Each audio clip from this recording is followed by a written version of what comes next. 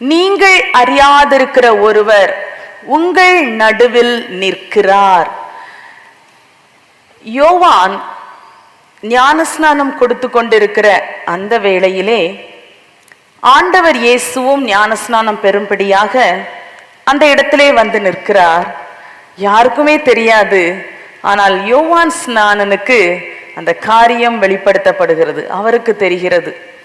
அவர் சொல்லுகிறார் ஜனங்களிடத்திலே, நீங்கள் அறியாதிருக்கிற ஒருவர் உங்கள் நடுவில் நிற்கிறார். ஜனங்களுக்கு தெரியவில்லை. ஆனால் பின்னாட்களில் இயேசுவை அவர்கள் யார் என்று ஓரளவு அறிந்து கொண்டார்கள். இந்த நாளிலும் கூட அறியாதிருக்கிற ஒருவர் என்கிறதை குறித்து, என்பவரை குறித்து நாமும் பார்க்க இருக்கிறோம். நாம் நினைப்போம் நமக்கு இயேசுவை நன்றாக தெரியும், எனக்கு இயேசுவை நன்றாக தெரியும் என்று நாம் நினைப்போம். இயேசுவை எனக்கு நல்லா தெரியும், அவர் நல்லவர், அவர் சுகம் தருகிறவர், அவர் பிரச்சனைகளை மாற்றுகிறவர், கடன் பாரங்களை மாற்றுகிறவர் என்று அவருடைய பல நன்மை செய்கிற அனுபவங்கள் மட்டுமல்ல, அவர் பாவங்களை மன்னிக்கிறவர், இன்னும் நிறைய காரியங்கள் தெரிந்திருக்கலாம். ஆனால் பரிசுத்த வேதாகமத்தில், விசேஷமாக புதிய ஏற்பாட்டிலே ஆண்டவர் இயேசுவோடு கூட இருந்தவர்கள், அவர்கள் ஆண்டவர் இயேசுவை அறியாத சில சூழ்நிலைகள் இருந்ததை பார்க்கிறோம். அறியப்படாதவராக மக்கள் மத்தியிலே இருந்து அவருடைய கிரியைகள் மூலமாக அவர் வெளிப்படுகிறதை நாம் பார்க்க முடியும்.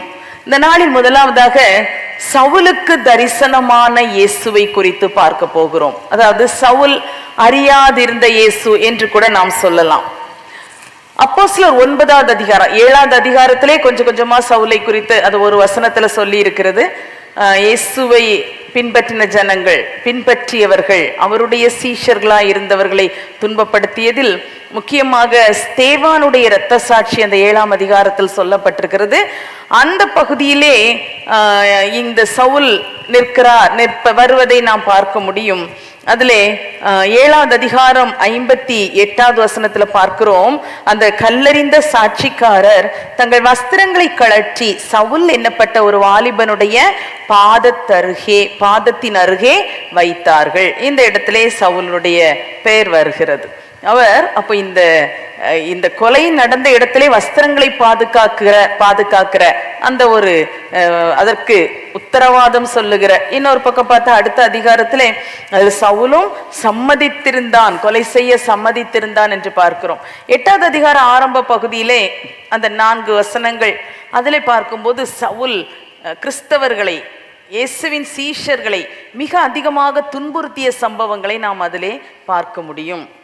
அதிலே வீடுகள் தோறும், எருசலேமிலே வீடுகள் தோறும் நுழைந்து புருஷரையும் ஸ்திரீகளையும் இழுத்து கொண்டு ரொம்ப கொடுமையான கிரியைகளை செய்ததை பார்க்கிறோம். 9வது அதிகாரத்திலையும் அப்படிப்பட்ட ஒரு கிரியை தான் ஆரம்பிக்குது. அங்கே தமஸ்குவுக்கு போகிற ஒரு வழி. இதே போலதான் இயேசுவை பின்பற்றுகிற இயேசுவின் சீஷர்களை கொலை செய்யும் படிக்கு நிருபங்களை கேட்டு வாங்கி கொண்டு, பிரதான ஆசாரியரிடத்தில் நிருபங்களை கேட்டு வாங்கி கொண்டு அவர் போய்கொண்டு இருக்கிறார். அந்த நேரத்துல தான் ஆண்டவர் இயேசு சடுதி ஒளியிலே சவுலை சந்திக்கிறதை நாம பார்க்க முடியும். ஒரு பயங்கரமான சந்திப்பு. இயேசுவை பற்றி சவுலுக்கு தெரியாது என்று சொல்ல முடியாது, நல்லா அவருக்கு தெரியும். அந்த இயேசு வாழ்ந்த காலத்திலே இவரும் கூட வாழ்ந்து கொண்டிருந்தவர் தான். அப்ப இயேசுவை குறித்து தெரியும், ஆனா இயேசுவை குறித்து அறிய வேண்டியபடி இவர் அறிந்து கொள்ளவில்லை. அப்படி அறிய வேண்டியபடி அறிந்திருந்தா இயேசுவை பின்பற்றுகிறவர்களை இப்படி கொலை செய்யவோ அவர்களை துன்புறுத்தவோ ஒரு நாள் செய்ய மாட்டார். அப்ப அறிய வேண்டிய பிரகாரம் அறியல.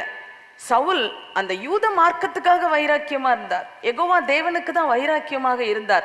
ஆனால் அந்த தேவன் மூலமாக கொடுக்கப்பட்ட மனுக்குலத்தின் ரட்சிப்புக்காக, மனுக்குலத்தின் பாவ மன்னிப்பாகிய மீட்புக்காக, மனுக்குலம் இழந்து போன தேவனோடு உள்ள உறவை மறுபடி புதுப்பிப்பதற்காக இயேசு அனுப்பப்பட்டார் என்பதை சவுல் அறியாதிருந்தான். அப்படி அறியாமல் இருந்ததுனால தான் இந்த மாதிரி கிரியைகளெல்லாம் செய்து கொண்டிருந்தார். இயேசுவை மேசியாவாக, அனுப்பப்பட்டவராக, ஒரு அபிஷேகம் பண்ணப்பட்டவராக. எதுக்காக அபிஷேகம் பண்ணப்பட்டவர்? பாவங்களை மன்னிப்பதற்கு, ஜனத்தின் பாவத்தை மன்னித்தவர்கள் ரட்சிக்கும்படியான பிராயச்சித்த கிரியைகளை செய்யும்படி அபிஷேகம் பண்ணப்பட்ட இயேசுவை அவன் அறியாதிருந்தான். இயேசுவை சும்மா அறிந்திருந்தான். ஒரு தீர்க்கதரிசி என்ன நினைத்தானோ, நான் அறிய வேண்டியபடி அறியவில்லை. இந்த நாட்களிலும் கூட இயேசுவை அறிய வேண்டிய பிரகாரம் அறியாத அநேகர் இருப்பதை நாம் பார்க்கிறோம். நமக்கெல்லாம் பெரிய கிருபை. நம்ம பெருமை பாராட்ட மேன்மை பாராட்ட எந்த இடமுமே இல்லை. சந்தோஷப்பட்டுக்கலாம், பாக்கியம் என்று நம்ம கொண்டாடலாம். என்ன, இயேசு பாவங்களை மன்னிக்கிறவர், அதற்காக இரத்தம் சிந்தினார், அந்த இரத்தத்தினால் அதை நான் விசுவாசித்தபடியினால் எனக்கு பாவ மன்னிப்பாகிய மீட்பு கிடைத்தது. இன்றைக்கு நான் அந்த கிறிஸ்துவின் சபையாகிய அந்த சரீரமாகிய சபையில் நானும் ஒரு அங்கத்தினனாக இருக்கிறேன். ஹல்லேலூயா. இல்லை என்றால் பரிசுத்தவான்களின் சபையில நம்ம நிற்க முடியுமா? பரிசுத்தவான்களின் சபையில் பாவிகள் நிற்க முடியாது என்று வேதத்திலே படிக்கிறோம். அப்போ பரிசுத்தவான்களின் சபையில நிற்கும்படியான ஒரு பாக்கியத்தை தேவன் நமக்கு தந்தார். எதனால்? இயேசுவை அறிந்து கொண்டபடியினால். அவர் நம்முடைய இரட்சகர், பாவங்களை மன்னிக்கிறவர், நம்மை மீட்கும் பொருளாக இறங்கி வந்தவர் என்பதை நாம் விசுவாசித்து அதை ஏற்றுக்கொண்டோம். நான் ஏற்கனவே சொல்லி இருக்கிறேன். ஒரு பேர் கிறிஸ்தவ சபையில செக்ரட்டரியா இருந்த ஒருவர் ஒரு நாள் சொன்னாராம், இயேசு ரத்தம் சிந்தினார், கல்வாரியிலே சிலுவையில ரத்தம் சிந்தினார், அது அன்னைக்கே அந்த மலையில எல்லா ரத்தமும் காஞ்சி போயிருக்குமே, அதை போய் ரட்சிப்புன்னு அதுக்காகன்னு சொல்றீங்களே. யார் சொன்னது? கிறிஸ்தவ சபையினுடைய ஒரு செக்ரட்டரியா இருக்கிறவர் சொன்ன ஒரு வார்த்தை. அப்போ விசுவாசத்தினால் நீதிமான் பிழைப்பான், கிருபையினாலே விசுவாசத்தை கொண்டு ரட்சிக்கப்பட்டீர்கள். இது உங்களால் உண்டானதல்ல, இது தேவனுடைய ஈவு. ஒருவரும் பெருமை பாராட்டதபடிக்கு இது கிரியையினால் வரவில்லை, கிருபையினால் வந்தது. ஹல்லேலூயா. அப்ப தேவன் நம்ம மேல ஒரு கிருபை வைத்தபடினால் அவரை நமக்கு வெளிப்படுத்தினார், இயேசுவை வெளிப்படுத்தினார். அன்று இந்த பாக்கியம் சவுலுக்கு அந்த நாளில் கிடைத்தது, நமக்கு கிடைத்த பெரிய பாக்கியம். இந்த நாட்களிலும் எத்தனையோ திரள் கோடி மக்கள் இயேசுவை இன்னும் அறியவில்லை. இயேசு என்ற ஒரு பெயரை கேள்விப்பட்டிருக்கலாம். அவர் ஒரு சரித்திர புருஷன் என்று சொல்லுவார்கள். ஏனென்றால் ஹிஸ்டரி புக்ல இயேசு நிறைய மகான்களுடைய சரித்திரங்களோட சேர்த்து இயேசுவின் சரித்திரத்தையும் ஒரு சின்ன பேராகிராஃப் கொடுத்து ஏதோ ஒரு போட்டோ மாதிரி போட்டு ஏதோ வச்சுக்கிடுவாங்க. அதனால பெத்லகேமில் இயேசு பிறந்தார், இப்படி ஏதோ சில காரியங்கள் தெரியும். மற்றபடி அறிய வேண்டிய பிரகாரம் அறியவில்லை. எனவே அறியாதிருக்கிறவராக, அறியப்படாதவராக இன்றும் இருக்கிறார்.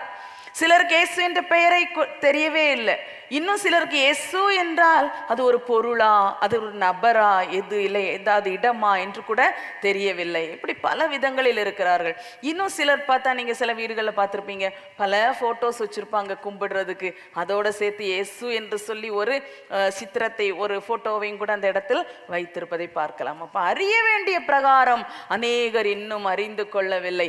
ஆனால் ஒரு நாளிலே இந்த சவுல் தன்னை அறிந்து கொள்ள வேண்டும் என்று இயேசு அந்த சவுலுக்கு வெளிப்பட்டார். ஹல்லேலூயா, ஹல்லேலூயா. நமக்கும் சில நேரம் கொஞ்சம் பாரமா இருக்கும். என்ன பாரம்? எவ்வளவோ பேருடைய ரட்சிப்புக்காக நான் ஜெபித்து கொண்டே இருக்கிறேன். எனக்கு அறிந்தவர்கள், அறிமுகமானவர்கள், இல்லை அறியப்படாத வட இந்திய தேசங்கள், வெளி நாடுகள், எங்கெங்கெல்லாமோ அது எனக்கு தெரிந்த அளவில் நான் ஜெபித்து கொண்டே இருக்கிறேன். மட்டுமல்ல, என் வீட்டுக்குள்ளேயே சிலருடைய ரட்சிப்புக்காக ஜெபித்து கொண்டு இருக்கிறேன். என் பக்கத்து வீட்டின் ரட்சிப்புக்காக ஜெபிக்கிறேன். இன்னும் சில காரியம் நடக்கவில்லையே என்று வருத்தத்தோடு இருக்கிறீர்களா? சவுலுக்கு வெளிப்பட்ட இயேசு கிறிஸ்து நீங்கள் யார் யாருக்காக ஜெபித்து கொண்டிருக்கிறீர்களோ அவர்களுக்கும் இந்த நாட்களில் வெளிப்பட சித்தமாயிருக்கிறார். ஹல்லேலூயா. அவர்கள் தடவியாகிலும் கண்டு கொள்ளும்படியான ஒரு பாக்கியத்தை அவர்களுக்கு கொடுக்கிறார். இந்த இடத்துல அப்போஸ்தலர் 9வது அதிகாரத்திலே நம்ம படிக்கிறோம். அந்த 4வது வசனத்துல, 3வது வசனத்திலிருந்தே அந்த சந்திப்பின் சூழ்நிலை அதில் விளக்கி சொல்லப்பட்டிருக்கிறது. ரொம்ப ஒரு ஒளி பிரகாசிக்கிறது, சுற்றிலும் ஒளி பிரகாசித்தது. அந்த ஒளியின் நடுவிலே, அவங்க சடுதியான அந்த ஒளியிலே சவுல் தரையிலே விழுந்தான். விழுந்த சவுலுக்கு சத்தம் கேட்குது, சவுலே சவுலே, நீ என்னை ஏன் துன்பப்படுத்துகிறாய்? நீ என்னை ஏன் துன்பப்படுத்துகிறாய்? அவன் ஒரு செகண்ட் திகைத்து யோசிச்சிருக்கலாம். ஒரு செகண்ட் தான். ஏன்னா உடனே அடுத்தது பதில் கொடுக்குறான். நான் யாரை துன்பப்படுத்த போகிறேன்? இந்த யூத மார்க்கத்துக்கு விரோதமாக இருக்கிற இந்த ஜனங்கள். இயேசு என்ற ஒருவர் அவர் சிலுவையிலே மரித்தார், ஆனா 3ஆம் நாள் எழுந்திருந்தார் என்று சொல்லுகிறார்கள். ஏனென்றால் இவங்க எல்லாம் என்ன பண்ணிட்டாங்க, இயேசு எழுந்திருக்கவில்லை என்கிற ஒரு தவறான வதந்தியை பரப்பினார்கள் அதிகாரிகள், அந்த மத தலைவர்கள். அப்போ நிறைய பேர் அப்படி நம்பி இருப்பாங்க. இயேசுவும் உயிர்த்தெழுந்த பிறகு எல்லாருக்கும் வெளிப்படலை. அது வரைக்கும் அவர் எல்லா ஜனங்கள் மத்தியில இருந்தார். தேவையான ஜனங்கள் எல்லாம் சந்தித்தார். அவர்களுக்கு நல்ல அறிவுரையாக, ஆலோசனைகளாக, உபதேசங்களாக நிறைய காரியங்களை சொல்லிக்கொண்டே இருந்தார். ஆனா உயிர்த்தெழுந்த இயேசு குறிப்பிட்ட தன்னை பின்பற்றுகிற தம்முடைய சீஷர்களுக்கு தான் அவர் காட்சி கொடுத்து கொண்டே இருந்தார் அந்த நாட்களில். அப்போ யாருக்கும் மற்றவங்களுக்கு தெரிய வாய்ப்பில்லை, ஆனால் கேள்விப்படுவாங்க. அங்கே வந்தாரா, இங்கே வந்தாரா, ஒரு பூட்டப்பட்ட அறைக்குள்ளே இருந்தாரா, எம்மாவூருக்கு போன சீஷரோட போனாரா, பேசினாரா, அப்பம் பிட்டாரா, இதெல்லாம் கேள்விப்பட்டிருக்கலாம். ஆனால் அவர்கள் அதை பார்க்கவில்லை. அதனால அவங்க நம்புகிறதுக்கு ரொம்ப கஷ்டம். ஏன்னா இயேசு செய்த அற்புதங்கள், அவருடைய வார்த்தைகள், அவருடைய சாட்சி, இதெல்லாம் கேட்டே நம்பாதவர்கள் இனி என்னைக்கு நம்ப போறாங்க? அப்போ இந்த கூட்டத்தில் உள்ளவர் தான் இவரும்.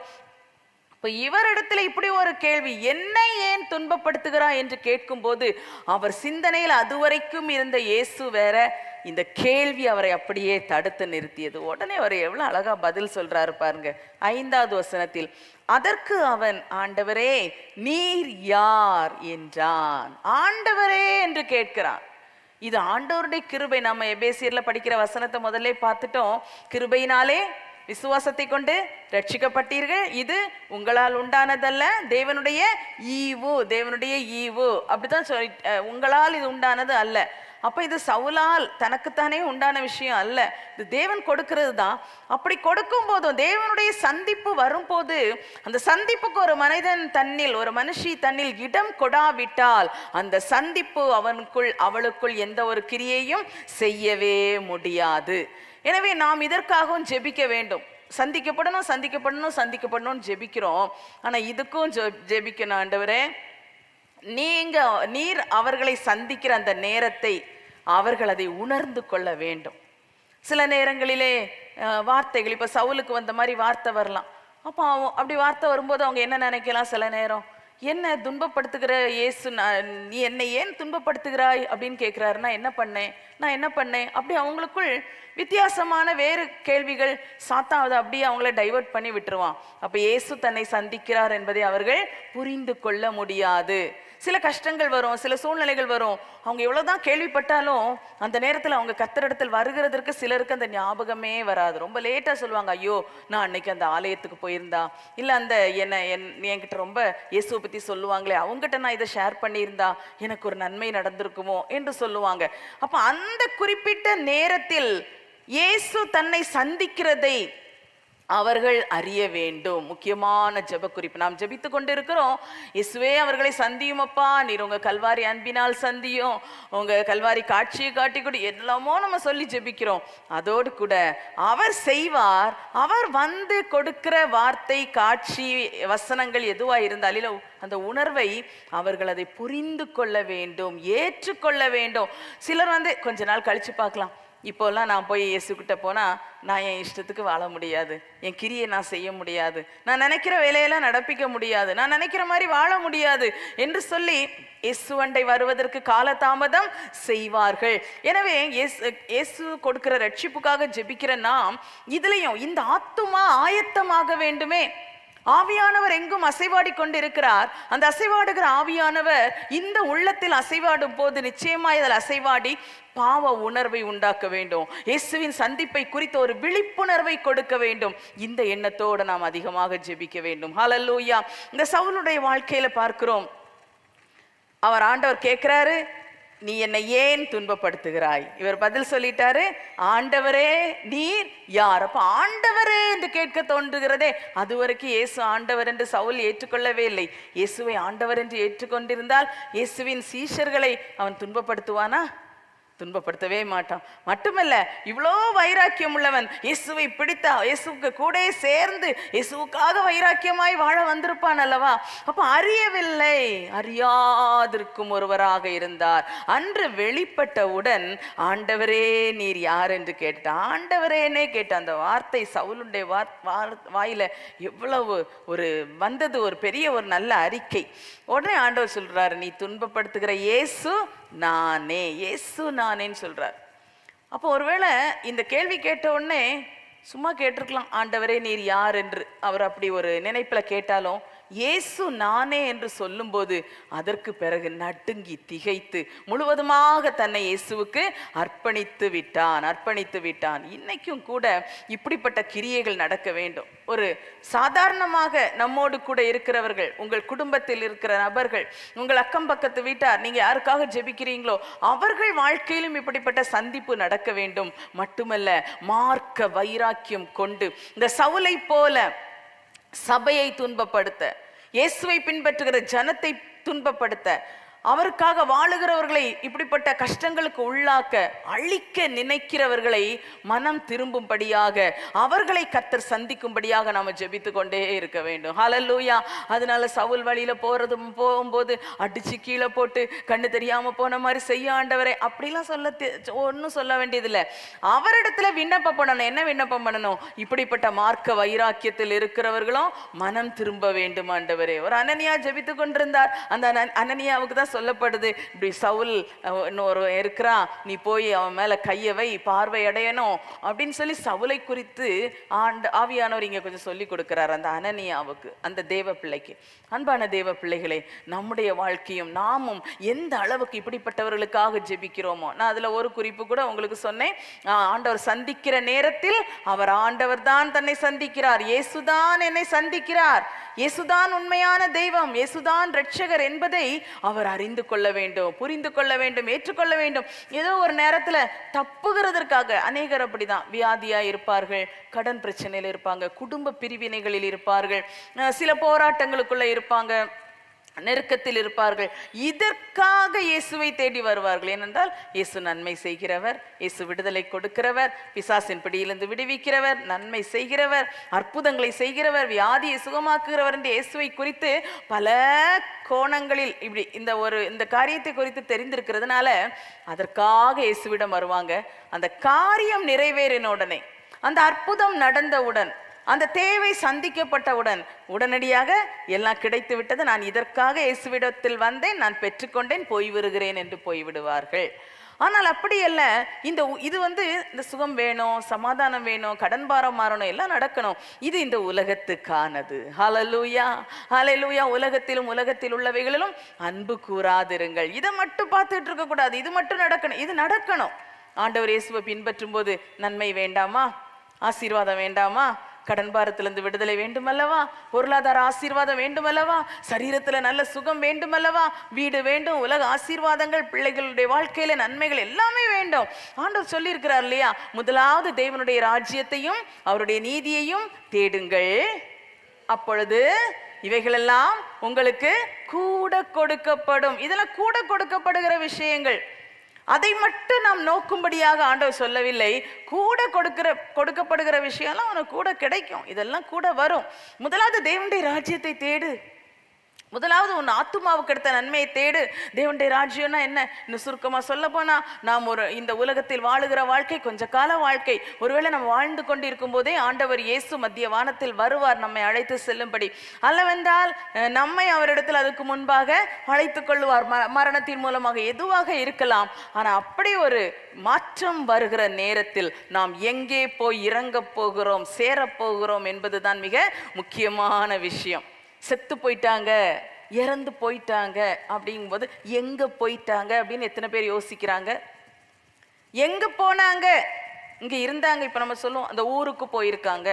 இப்ப எந்த ஊருக்கு சொல்லலாம்? இந்த ஊருக்கு போயிருக்காங்க, திரும்ப வருவாங்க. இதே போல இந்த உலகத்தை விட்டு மாற்றப்படும் போது, உலக வாழ்க்கையை முடித்து கண்களை மூடும் போது, இல்லது ஜீவன் தந்த கர்த்தர் ஜீவனை எடுத்துக்கொள்ளும் போது எங்கே போகிறோம் என்கிற ஒரு அறிவு நமக்கு வேண்டும். அதை சிந்திக்க ஆரம்பித்து விட்டால் இயேசுவண்டை வருவது மிக எளிதான விஷயமாக இருக்கும். ஹல்லேலூயா. அப்போ இந்த உலகத்தை மட்டும் நாடி தேட மாட்டோம், இந்த உலக பொருளுக்காக மட்டும் வாழ மாட்டோம். நமக்குள்ள ஒரு எண்ணம் இருக்கும், ஓ இந்த உலகத்தில் என்னுடைய வாழ்க்கை முடியும் போது, அல்ல இயேசு சீக்கிரமாய் வரும்போது நான் அவரோடு கூட எடுத்துக்கொள்ளப்பட வேண்டும், பிதாவின் ராஜ்யத்துல போய் சந்தோஷமாய் நான் வாழ வேண்டும். அது ஒன்றில் பரலோக ராஜ்யம், அல்லாவிட்டால் நித்திய நரகம். இந்த ரெண்டுக்கு இடையில ஒரு இடமே கிடையாது. இப்பதான் நம்ம இடையில இருந்துகிட்டு இருக்கிறோம். இந்த வாழ்க்கை காலத்தில் எங்கே போக போகிறோம் என்பதை குறித்த ஒரு திட்டமான எண்ணம், ஒரு திட்டமான அறிவு நமக்கு தேவையாயிருக்கிறது. ஹல்லேலூயா. நாம் இயேசுவை அந்த விதத்தில் அதிகமாய் அறிந்து கொள்ள வேண்டும். இப்படி எல்லாம் உலக பிரகாரமான நன்மை தருபவர் என்று மட்டும் அறிவை கொண்டிராமல், என்று மட்டும் விசுவாசித்துக் கொண்டிராமல், நித்தியத்தில் வாழ, இந்த வாழ்க்கையின் முடிவில் உலகத்தின் விளிம்பில் நின்று கொண்டிருக்கிறோம். அடுத்த ஸ்டெப் எடுத்து வைக்கும் போது நம்ம எங்க எடுத்து வைக்க போகிறோம்?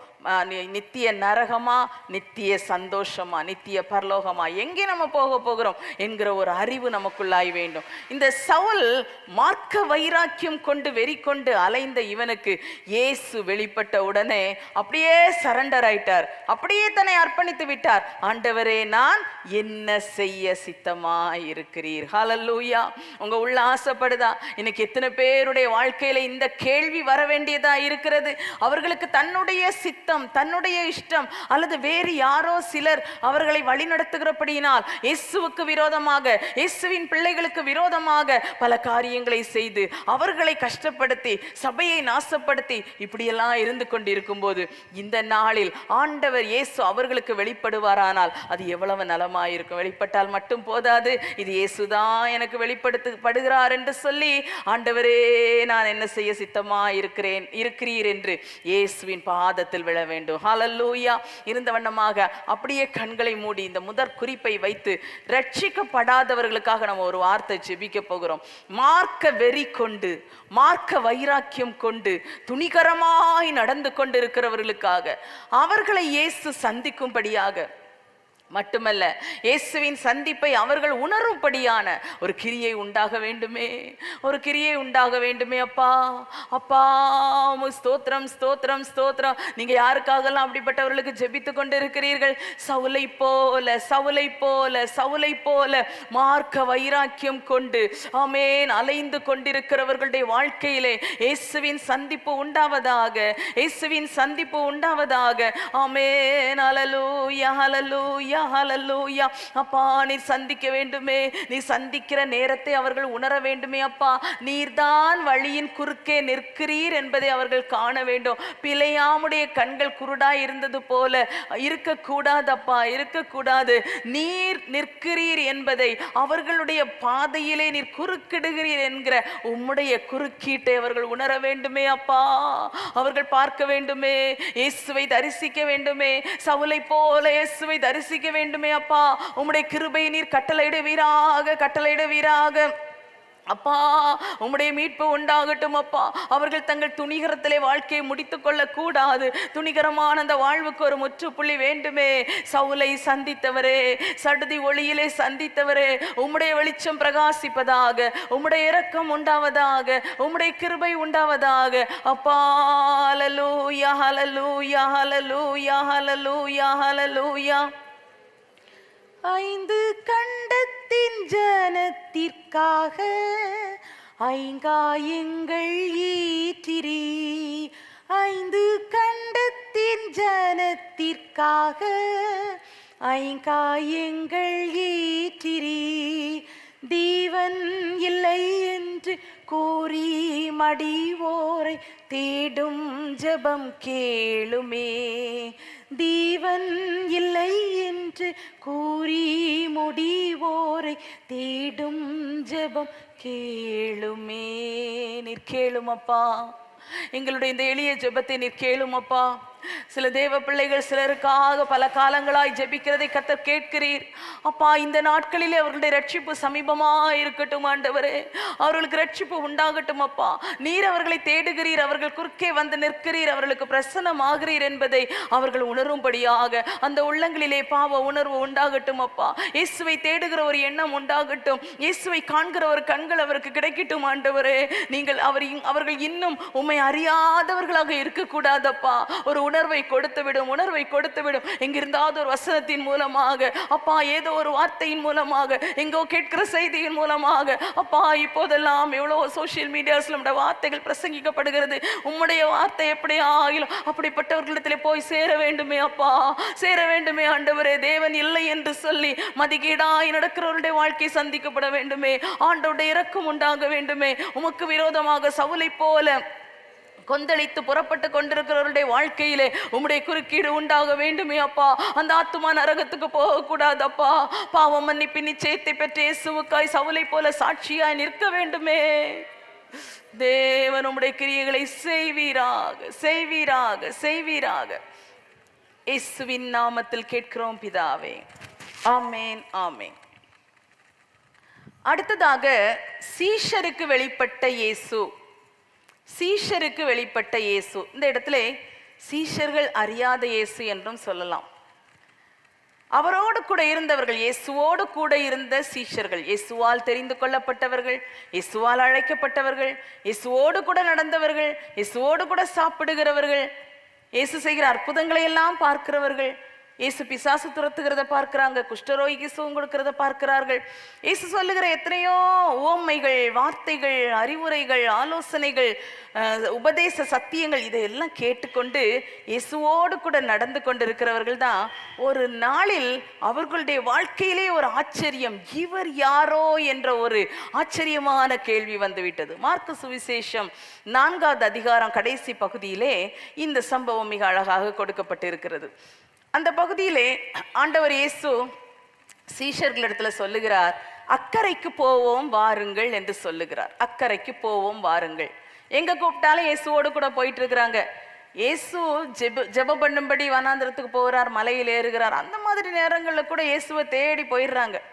எல்லாரும் அவங்களை தேடிட்டு இருக்கிறாங்க ஆண்டவரே. அந்த அளவுக்கு எப்போது இயேசுவோடு கூட இருக்கிறவர்கள் என்று கூட இவர்களை சொல்லலாம். அப்படிப்பட்ட சீஷர்கள் அவர் ஒரு நாள் சொல்றார், இயேசு அக்கறைக்கு போவோம் வாருங்கள். உடனே எல்லாரும் சேர்ந்து படகுல ஏறுறாங்க. எல்லாரும் மகிழ்ச்சியாய் அவர் இயேசுவோடு கூட யாத்திரை தொடங்குகிறார்கள். இயேசு கப்பலின் பின்னணியத்தில் தலையணை வைத்து நித்திரையாய் இருக்கிறார். அந்த யாத்திரையிலே அவருக்கு ஒரு களைப்பு. ஊழியங்களை முடித்து ஒருவேளை சீஷர்கள் பேசிக்கொண்டு இயேசுவோடு ஏதாவது கேட்டுக்கொண்டிருந்தா பேசிட்டே இருந்திருப்பாரா இருக்கலாம். எப்படியும் அவரும் உலகத்திலே அவர் தெய்வகுமாரன், ஆனால் மனுஷகுமாரனாக வந்தபடியினால் சராசரி ஒரு மனுஷனுக்கு இருக்கக்கூடிய எல்லா உணர்வுகளும் உணர்ச்சிகளும் எல்லாம் அவருக்கும் இருந்தது. இயேசுவை பார்க்கும்போது பசியாயிருந்தார், தாகமாயிருந்தார், இளைப்படைந்திருந்தார், இங்கே படுத்து தூங்குகிறார்.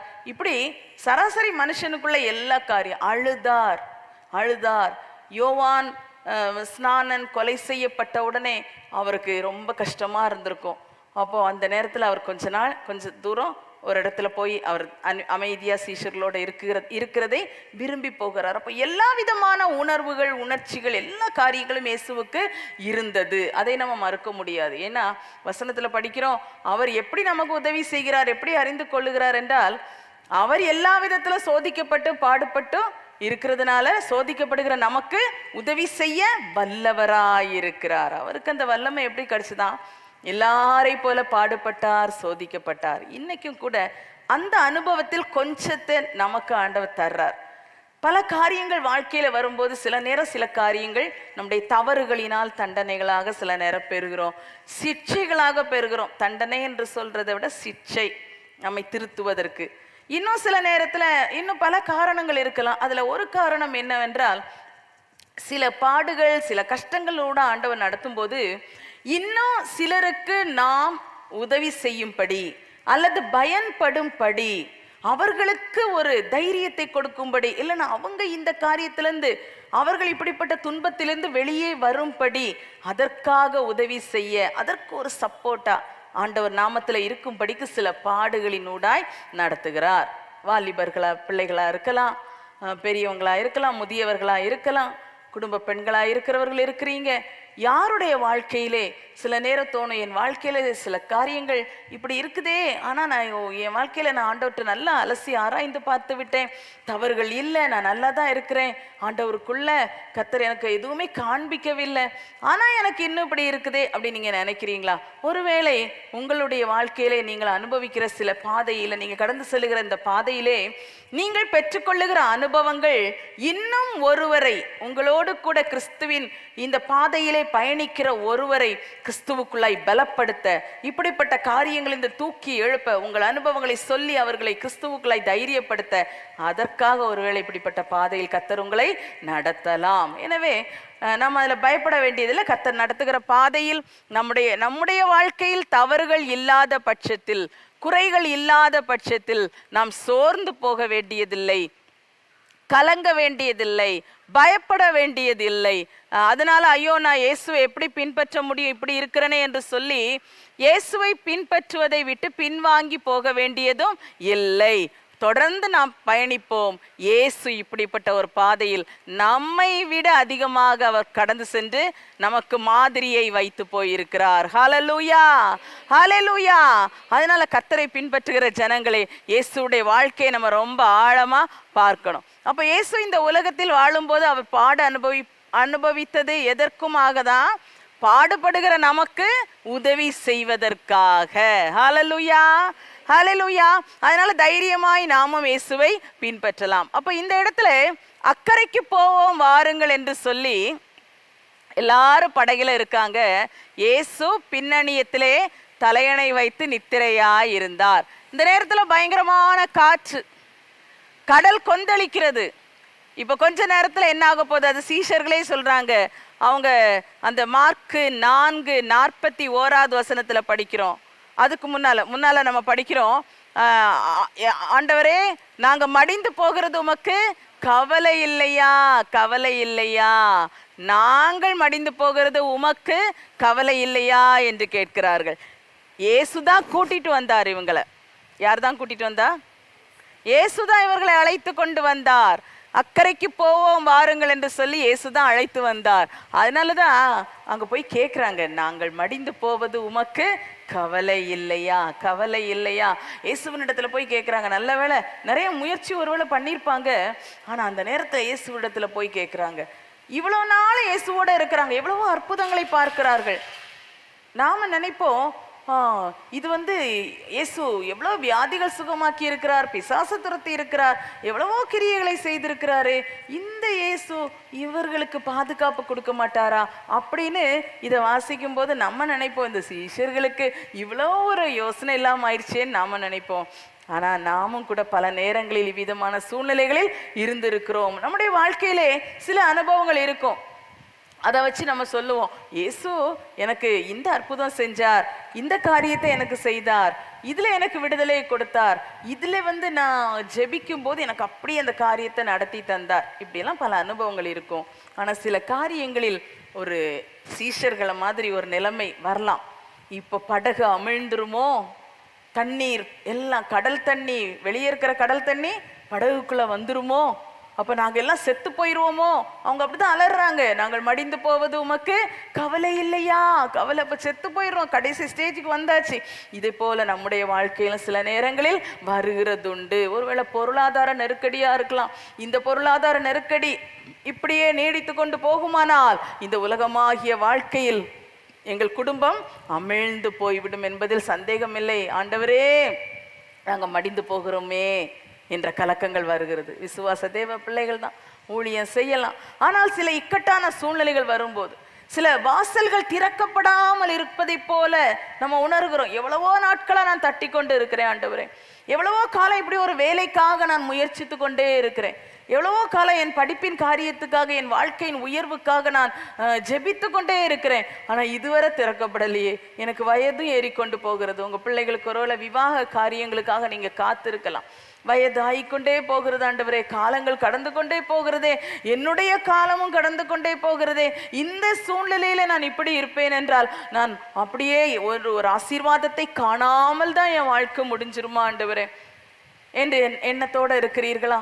என்ற வேதனையோடு பயத்தோடு இருக்கிறீர்களா? அன்னைக்கு சீஷர்கள் கூப்பிட்ட மாதிரி நாங்க மடிந்து போகிறோம், உமக்கு கவலை இல்லையா? ஒருவேளை உமக்கு கவலை இல்லையான்னு எல்லாரும் கேட்க மாட்டோம். ஆண்டவரே இன்னும் நீர் பார்க்காம இருக்கிறீரே அப்பா, இன்னும் கண்களை மூடின மாதிரி இருக்கிறீரே, ஒரு பதிலும் சொல்லலையே, எனக்காக வாசல் திறக்கவில்லையே ஆண்டவரே, நன்மை உண்டாகவில்லையே, இந்த வியாதி போராட்டம் என்னை தொடர்ந்து கொண்டே வருகிறது ஆண்டவரே. வியாதி வருகிறது, ரொம்ப நாள் போராடுறேன், ஒரு விடுதலை உண்டாகுது, திருப்பி கொஞ்ச நாள் நல்லா இருக்கிறேன், திரும்பியும் போராட்டம் வருகிறது. இந்த போராட்டத்துக்கு முடிவே இல்லையா ஆண்டவரே? நான் போராடி போராடி சோர்ந்து போய்விட்டேன் அப்பா, எனக்கு பலனே இல்லை என்று கேட்டுக்கொண்டிருக்கிறீர்களா? அன்று சீஷர்கள் அறியாதிருந்த இயேசுவின் ஒரு பகுதியை அன்று அறிந்து கொண்டார்கள். ஹல்லேலூயா. அவர்கள் மிகவும் பயந்து, இவர் யாரோ, காற்றும் கடலும் இவருக்கு கீழ்ப்படுகிறதே என்று ஒருவரோடு ஒருவர் சொல்லி கொண்டார்களாம். ஏன் சொன்னாங்க? இயேசு கிட்ட போய் இவங்க தத்தளிச்சு தங்களுடைய பயத்தை சொல்லி கேட்கும் போது இயேசு எழுந்து நின்று காற்றையும் கடலையும் அதட்டினார். ஹல்லேலூயா! காற்றுக்கும் கடலுக்கும் கட்டளை கொடுக்கிறார். இவ்வளவு நாள் அவங்க பாக்குறாங்க, வியாதிக்கு கட்டளை கொடுக்கிறார், பிசாசுக்கு கட்டளை கொடுக்கிறார், அது ஓடி போகுது. ஒரு அங்கவீனமான ஒரு உறுப்புகள், சரீர அங்கங்கள்ல குறைபாடு உள்ளவர்களுக்கு கட்டளை கொடுக்கிறார், அவங்களுக்கு ஒரு நிறைவு உண்டாகுது. இதெல்லாம் அவங்க பார்க்குறாங்க. நிறைய உபதேசங்கள்லாம் சொல்லி கொடுக்கிறார், இதெல்லாம் அவங்க கேட்டுக்கொள்ளுகிறாங்க. ஆனா இன்னைக்கு அவர்கள் பார்க்கிற இயேசு அவர்களுக்கு ஒரு புதியவராக காணப்படுகிறார். அதனால தான் அவங்க ஆச்சரியப்பட்டு சொல்றாங்க, அவங்களுக்கு ரொம்ப பிரமிப்பாயிருச்சு, பயந்துட்டாங்களாம். அவங்க என்ன பண்ணாங்களாம்? மிகவும் பயந்தார்கள். பயந்து சொல்றாங்க, இவர் யாரோ, இவர் யாரோ. உங்க வாழ்க்கையில இந்த மாதிரி சிச்சுவேஷன் வந்திருக்குதா? ரொம்ப கலங்கி குழம்பி பயந்து இருக்கும்போது திடீரென்று ஒரு பெரிய விடுதலை உண்டாகும், திடீரென்று பெரிய நன்மை உண்டாகும், ஒரு ஆசீர்வாதம் கிடைக்கும். நீங்க எதிர்பார்த்ததை விட ஆச்சரியமான நன்மை உண்டாகும் போது, ஆண்டவரே நீர் இப்படியெல்லாம் நன்மை செய்வீரா, ஆண்டவரே இவ்வளவு பெரிய காரியம் நீ செய்வீராப்பா, எனக்கு இவ்வளவு பெரிய அற்புதம் செய்வீரா, என்னால தாங்க முடியாத சந்தோஷமா இருக்குது ஆண்டவரே. அப்படி ஃபீல் பண்ணிருக்கீங்களா?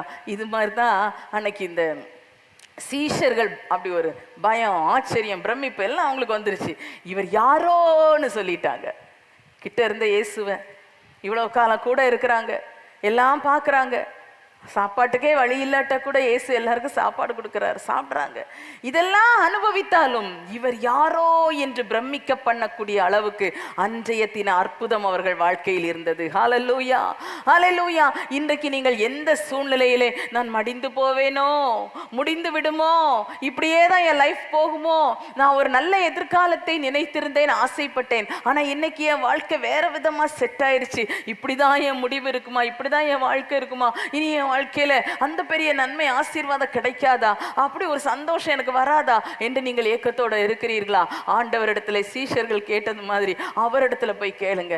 ரொம்ப அவசரப்பட்டு நாம கடலுக்குள்ள குதிச்சிட வேண்டாம், அவரை கேட்கணும். அவர் ஏன்னா நம்ம படகுல நம்மோட கூட இருக்கிறார். சில நேரத்தில் அவரோட கூட பேசாம உறவாடாமல் இருந்திருக்கலாம்.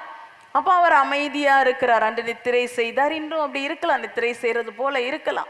அப்ப திடீரென்று நமக்கு சூழ்நிலைகள் வித்தியாசமான உடனே நாம் கலங்குகிறோம். கலங்கி அப்படியே போகக்கூடாது, அவரிடத்துல இயேசுவையே கேட்க வேண்டும். ஹல்லேலூயா. அவர் சிருஷ்டிகரான தேவன் மட்டுமல்ல, அந்த சிருஷ்டிகளுக்கெல்லாம் அவர் வழி நடத்துகிறவராய் இருக்கிறார். வார்த்தையினால் சகலவற்றையும் வழி நடத்துகிறவர். இன்னைக்கு எந்த இயற்கையின் சூழ்நிலையினால உங்களுக்கு பிரச்சனை இருக்குதா?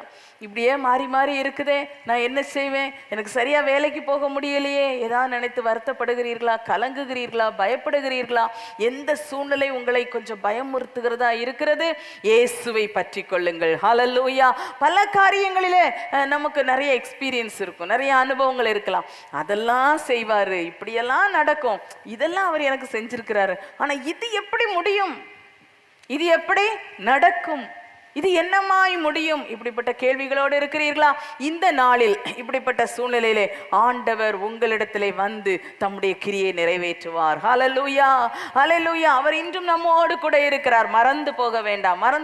தூங்கிட்டாரு, பின்னணியத்தில் இருக்கிறார்னு சீஷர்கள் மறந்து போகவில்லை. அதான் அதுல ரொம்ப விசேஷமான காரியம். இன்னைக்கு நாம் பல நேரத்துல மறந்துடுறோம். நெருக்கங்கள், இக்கட்டுகள், இடுக்கண்கள், இப்படிப்பட்ட கடைசி நேர சூழ்நிலைகள், இறுதிக்கட்ட சிச்சுவேஷன் வந்த உடனே அவசரப்பட்டு ஏதாவது செய்து விடுகிறோம். அப்புறமா ஆண்டவர்கிட்ட போனாலும் அவர் விடுவிக்க தான் செய்வார், இறக்க செய்வார், அப்படி இல்லைன்னு இல்லை. ஆனா முதல்லையே கர்த்தரை தேட வேண்டும். ஹல்லேலூயா, ஹல்லேலூயா. ஒரு அடி பாடி கர்த்தரை மகிமைப்படுத்துவோமா? ஆழத்தில் நின்று நாம் கூப்பிடுவோம், ஆத்திரமாய் வந்து தப்புவிப்பார். ஆழத்தில் இன்று நாம் கூப்பிடுவோம், ஆத்திரமாய் வந்து தப்புவிப்பார். கப்பலின் பின்னணி நித்திரை செய்திடும் கர்த்தர் நம்மோடுண்டு, கவலையேன். கப்பலின் பின்னணி நித்திரை செய்திடும் கர்த்தர் நம்மோடுண்டு, கவலையேன்.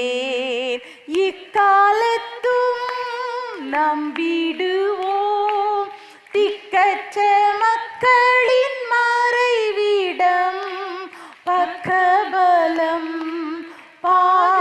காப்பும் இக்கட்டில் இயேசுவி அடைக்கலம் பக்கபலமாமேன் பாதுகாப்பும் இக்கட்டில் இயேசுவி அடைக்கலம். ஹல்லேலூயா ஹல்லேலூயா. ஆழமான சில நேரம் கர்த்தரை நோக்கி கூப்பிடும் போது அந்த சத்தமே மேல வராதது போல இருக்கலாம். சில நேரம் அப்படி சொப்பனங்கள் பார்த்திருக்கிறீர்களா? எங்கேயாவது சிக்கி இருக்கிற மாதிரி இருக்கும், ஏதாவது ஒரு சூழ்நிலையா இருக்கும், காப்பாற்றும்படி சத்தம் போட்டா சத்தமே வெளியே வராத மாதிரி, அவ்வளோ ஆழத்துல இருக்கிற மாதிரி. தூக்கம் முழிச்சு பார்த்தா தான் அது சொப்பனம்னு தெரியும், ஆனா ரொம்ப டயர்டாக இருப்போம். அந்த அனுபவங்கள் இருக்குதா உங்களுக்கு? சில நேரங்கள்ல அப்படிப்பட்ட சூழ்நிலைகள். இது மாதிரி வாழ்க்கையின் உண்மையான வாழ்க்கை பாதையிலே நம்முடைய ஒவ்வொரு அனுதின ஜீவியத்திலே சில நேரத்திலே கூப்பிட்டு பார்த்து அந்த சத்தம் நமக்குள் இருந்து கூட வெளியே வராத அளவுக்கு நமக்கு சில பாரங்கள் இருக்கலாம், கஷ்டங்கள் இருக்கலாம், நெருக்கங்கள் இருக்கலாம், இறுதி கட்டம் இதுக்கு மேல போன எனக்கு வாழ்க்கையே இல்லை என்று இருக்கலாம். எப்படி இருந்தாலும் கப்பலின் பின்னணியத்தில் நித்திரை செய்து கொண்டிருந்த இயேசு கர்த்தர் நம்மோடு இருக்கிறார். ஹல்லேலூயா ஹல்லேலூயா. நாம் ஒரு ஜீவன் உள்ள தேவனை அல்லவா ஆராதிக்கிறோம், நம்ம வேற எதையும் ஆராதிக்கலையே. அவர் ஜீவன் உள்ளவர், ஜீவன் உள்ளவர் மட்டுமல்ல, அவர் வல்லமை உள்ளவர், சர்வ வல்லமை உள்ளவர், சகல அதிகாரம் உள்ளவர். அவர் வியாதிக்கு மட்டும் பிசாசுக்கு மட்டும் அதிகாரி அல்ல, இயற்கைக்கும் அதிகாரி என்பதை அன்று தன்னுடைய சீஷர்களுக்கு காண்பித்து கொடுத்தார். அவங்க தான் ஆச்சரியப்பட்டுட்டாங்க, இவர் யாரோ. இந்த நாளிலும் இந்த வார்த்தைகளை விசுவாசத்தோடு கேட்கிற தேவ பிள்ளைகளே, உங்க வாழ்க்கையிலும் இவர் யாரோ என்று நீங்கள் ஆச்சரியப்பட்டு இயேசுவை இன்னும் டைட்டா பிடித்து கொள்ளக்கூடிய அளவுக்கு கர்த்தர் இந்த நாளில் உங்கள் மத்தியிலே வெளிப்பட சித்தமாயிருக்கிறார். ஹல்லேலூயா. எந்த கடின பாதையில் கடந்து போய் கொண்டிருக்கிறீர்கள், எந்த வேதனைக்குள் இருக்கிறீங்க, எந்த வியாதியோடு கூட அனுதினமும் போராடி கொண்டு இருக்கிறீர்கள், இந்த நிலைமையிலிருந்து உங்களை தூக்கி எடுக்கும்படியாக தாம் எவ்வளவு மகத்துவமானவர், எவ்வளவு வல்லமையானவர் என்பதை உங்களுக்கு வெளிப்படுத்தும்படியாக நீங்கள் அறியாதிருக்கிற அந்த பகுதியிலே இயேசு உங்களுக்காய் வெளிப்பட இருக்கிறார். ஹல்லேலூயா ஹல்லேலூயா. அடுத்ததாக அக்கினியில் உலாவின தேவகுமாரனை பார்க்கிறோம். அது பழைய ஏற்பாட்டு காலமானபடியினால் இயேசு என்று சொல்லப்படவில்லை, ஆனால் தேவகுமாரன் என்று சொல்லப்பட்டு இருக்கிறது. தானியேல் தீர்க்க தரிசனம் 3வது அதிகாரத்தில் இந்த பகுதியை நம்ம படிக்கிறோம். ராஜாவினுடைய கோபத்துக்கு உள்ளானார்கள். எதனால? ராஜா நிறுத்தின பொற்சிலையை பணிந்து கொள்ளாத ஒரே காரணத்துக்காக. இவர்கள் எபிரேய வாலிபர்கள், இவர்கள் யெகோவா தேவனை பின்பற்றுபவர்கள். ஆண்டவர் சொல்லி இருக்கிறார், என்ன என்று உனக்கு வேறே தேவர்கள் உண்டாயிருக்க வேண்டாம், மேலே வானத்திலும் கீழே பூமியிலும் பூமியின் கீழ் தண்ணீரிலும் உண்டாயிருக்கிறவர்களுக்கு ஒப்பாக யாதொரு விக்கிரகத்தையாகிலும் சொரூபத்தையாகிலும் உண்டாக்கவும் வேண்டாம், நமஸ்கரிக்கவும் வேண்டாம், சேவிக்கவும் வேண்டாம். அப்போ கர்த்தராகிய நான் எரிச்சல் உள்ள தேவனாயிருந்து பிதாக்களின் அக்கிரமத்தை 3ஆம் 4ஆம் தலைமுறை மட்டும் பிள்ளைகளிடத்துல விசாரிக்கிறவராயிருக்கிறேன்.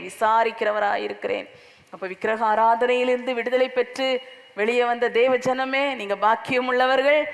உங்களுடைய அந்த பயங்கரமான பாவத்தை, விக்கிரக ஆராதனை, தேவன் வெறுக்கிற மகா பெரிய அந்த காரியத்தை செய்து கொண்டிருந்த உங்கள் வாழ்க்கையில் இயேசு வெளிப்பட்டு உங்களை இயேசுவுக்காக கொண்டு வந்துட்டார். கொண்டு வந்தது மட்டுமல்ல, இந்த அக்கிரமத்தை 3ஆம் 4ஆம் தலைமுறை மட்டும் விசாரிப்பேன்னு சொல்லியிருக்காரே, அதையும் உங்கள் தலைமுறை விட்டு அகற்றி விட்டார். ஹல்லேலூயா. உங்கள் பாவத்தை மன்னித்தவர், உங்களை அந்த விக்கிரக ஆராதனை பிடியிலிருந்து வெளியே கொண்டு வந்தவர், அந்த தண்டனையிலிருந்து உங்களை மட்டுமல்ல உங்கள் தலைமுறையையும் விடுவித்திருக்கிறார். அதற்காக ஆண்டவருக்கு நல்ல நன்றி சொல்லணும், அடிக்கடி சொல்லணும். அப்பா, இப்படி என் தலைமுறை 3-4 தலைமுறைக்கு உங்க தண்டனையை நான் சேர்த்து வச்சிருந்தேன், என்ன நீங்க எவ்வளவு அழகா விடுவிச்சு வெளியே கொண்டு வந்து என் சந்ததிக்கு ஆசீர்வாதமாக என்னை மாற்றி விட்டீர். அவரை சேவிக்கிற, அவரை நேசிக்கிற, அவரை ஆராதிக்கிற அவருடைய ஜனத்துக்கு 1000 தலைமுறை மட்டும் இரக்கம் செய்கிறவராயிருக்கிறார். ஹல்லேலூயா. நம்முடைய தேவன் மகா பெரிய தேவன். ஹல்லேலூயா. இந்த எபிரேய வாலிபர்கள் 3 பேர் இதுல ரொம்ப உறுதியா இருந்தார்கள். இந்த நேரத்தில் இந்த பொற்சிலையை நாங்கள் பணிந்து கொள்ள மாட்டோம், அந்த விஷயத்துல ஆண்டவர் எங்களை விடுவிப்பார். ஒருவேளை விடுவியாமற் போனாலும், நாங்கள் ஆராதிக்கிற தேவன் எங்களை விடுவியாமற் போனாலும் நீர் நிறுத்தின இந்த பொற்சிலையை நாங்கள் பணிந்து கொள்வதில்லைன்னு திட்டமா சொல்லிட்டாங்க. இவங்களுக்கு நல்ல ஒரு தைரியம், விடுவிப்பார் என்ற ஒரு நம்பிக்கையில மட்டும், அந்த ஒரு பகுதியில மட்டும் நம்பிக்கையா இருந்தாங்கன்னா, அந்த அக்னி சூளையை பார்த்தோன்னே கொஞ்சம் பயம் வந்திருக்கும், அப்புறம் தூக்கிட்டு போகும்போது கொஞ்சம் பயம் வந்திருக்குமா இல்லையா? விடுவிக்காம ஆயிட்டா என்ன பண்றது, ஒருவேளை செத்து போயிடுவோமோ, தீயில பட்டா எப்படி இருக்கும் என்ற ஒரு பயம் இருக்கும் அல்லவா. ஆனா இவங்க ரெண்டு பக்கத்துக்கு ரெண்டு ஆப்ஷன் வச்சுட்டாங்க. எப்படி விடுவித்தாலும் விடுவிக்காம போனாலும் அவர் தான் ஜீவனுள்ள தேவன், நாங்க எந்த விக்கிரகத்தையும் வணங்க மாட்டோம் என்கிறதில் உறுதியாக இருந்தார்கள். இப்படி உறுதியாக இருந்து இவர்களை உள்ள போட்டாங்க. இப்படிப்பட்ட சோதனை, பரீட்சை, உபத்திரவங்கள் வாழ்க்கையில வரும். அது தேவனுக்காக நிற்க வேண்டிய இடங்கள். ஒருவேளை இதே போல இவர்களைப் போல விக்கிரகத்தை வணங்க வேண்டிய சூழ்நிலைகள் வரும்போது உறுதியாக கர்த்தருக்காய் நிற்பவர்களுக்காக கர்த்தர் கூட நிற்கிறார். ஹல்லேலூயா. மட்டுமல்ல, இன்னும் சில சோதனைகள், பிரச்சனைகள் இருக்கிறது. சில நேரத்தில் பொய் சொல்ல வேண்டியது இருக்கும், பொய் கணக்கு எழுத வேண்டியது வருது. சில நிறுவனங்களில் வேலை செய்கிற பிள்ளைகளுக்கு அப்படிப்பட்ட கஷ்டங்கள் வருது. இன்னும் இந்த மாதிரிப்பட்ட சில விக்கிரக வணக்கங்கள் மற்ற மாதிரி காரியங்களுக்கு சில தங்களுடைய கையளிப்புகள், பங்களிப்புகளை கொடுக்க வேண்டிய சூழ்நிலைகள் வருது. இவைகளெல்லாம் ஜீவனுள்ள தேவனுக்காக உண்மையாய் நிற்கும் போது அவர் உங்களை தப்புவிக்க வல்லவராய் இருக்கிறார். ஹல்லேலூயா. ஆனா நம்ம உள்ளத்துல தைரியம் நல்லா இருக்கணும்னா எப்படி? விடுவித்தாலும் விடுவியாமற் போனாலும் நாங்க ஆராதிக்கிற தேவன் ஜீவன் உள்ளவர். ஹல்லேலூயா, ஹல்லேலூயா. இவர்கள் அவ்வளவு உறுதியா இருந்தார்கள். இந்த ராஜாவுக்கு ரொம்ப கோபம். அவர் என்ன பண்ணிட்டார்? 7 மடங்கு சூடாக்க சொல்லிட்டார். ஏற்கனவே சூடாகி கொண்டு இருக்கிறதே இவங்களெல்லாம் எரிச்சு பொசுக்கிறதுக்கு போதுமானதா தான் இருந்திருக்கும். ஆனா இந்த இவருடைய கோபம் அதிகமான போது அந்த அக்கினியை 7 மடங்கு சூடாக்க சொல்லுகிறார். இந்த 7 மடங்கு சூடாக்கப்பட்ட இந்த அக்கினிக்குள்ள இவங்களை இப்ப நல்லா கட்டி, என்னெல்லாம் வச்சு கட்டினாங்களோ தெரியல, நல்லா கட்டி கொண்டு போடணும். இவங்க இருக்கிற உறுதிப்பாட்டுக்கு நீங்களே போங்கன்னு சொன்னா கூட போயிருப்பாங்க. ஆனா இவங்களை கட்டி அவங்க போடுறாங்க. போடுறதுக்கு நல்ல இராணுவத்தில் பலசாலியான ஆட்கள் தான் கொண்டு போய் போட போறாங்க. போட போகிறவர்கள், போடுறதுக்காக அக்கினி பக்கத்துல போனவங்க எல்லாம் அக்கினியினால் சுட்டரிக்கப்பட்டார்கள், செத்து போனார்கள். ஆனால் அக்கினிக்குள்ளாக தூக்கி வீசப்பட்ட இவர்கள் கட்டுகள் அறுக்கப்பட்டு விடுதலையாய் உலாவ ஆரம்பித்தார்கள். ஹல்லேலூயா, ஹல்லேலூயா, ஹல்லேலூயா. இந்த நாட்களிலும் கர்த்தர் அதை தான் நம்முடைய வாழ்க்கையிலும் செய்கிறார். எழுத்தின்படியான இப்படிப்பட்டதான கடுமையான சூழ்நிலைகளா இருந்தாலும் சரி, மற்றபடி ஆவிக்குரிய வாழ்க்கையிலே வருகிற இப்படிப்பட்ட போராட்டங்கள், சோதனைகள், உபத்திரவங்கள், இப்படிப்பட்ட சூழ்நிலைகளிலும் சரி, கர்த்தர் உங்களை விடுதலையாக்க சித்தமாய் இருக்கிறார். ஆனா நமக்கு என்னன்னா, இந்த சோதனைக்கு உள்ள போகும்போது, இந்த உபத்திரவ உள்ளாக கடந்து செல்லும் போது நிச்சயமாக சில மன கஷ்டங்கள் வருகிறது. ஏன்னா நம்ம சுற்றி பார்க்கும் போது எல்லாருக்கும் இந்த உபத்திரவம் இல்லையே, எல்லாருக்கும் இந்த பாதை இல்லையே. நமக்கு கண்கள் அதான் தோணும், அவங்க நல்லா இருக்கிறாங்களே, இவங்க இப்படி இருக்கிறாங்களே, எனக்கு தானே இப்படிப்பட்ட சூழ்நிலைகள் வருகிறது. அன்றைக்கும் இந்த எபிரேய வாலிபர்கள் 3 பேர், தானியேலுக்கு இந்த ஒரு அனுபவம் கொடுக்கப்படவில்லை. அவர் இதுல இன்னும் மேலான அனுபவத்தில் அவர் வித்தியாசமா இருக்கிறார். அவருக்கு இந்த பாதையில வரல. இவங்க எங்கேயுமே 4 பேர் சேர்ந்து வந்துட்டு இருந்தாங்க. இந்த இடத்துல இவங்க 3 பேர் மாட்டி இருக்கிறாங்க. இவங்க வேற எதையுமே நினைக்கல. எப்பவுமே தானியேல் எங்களுக்கு லீடரா இருந்தாரு, அவரை காணலையே, அவருக்கு மட்டும் பிரச்சனை இல்லையே, அப்படியெல்லாம் நினைக்கல. தாங்கள் கொண்டிருந்த விசுவாசத்தில் உறுதியா இருந்தார்கள். ஹல்லேலூயா.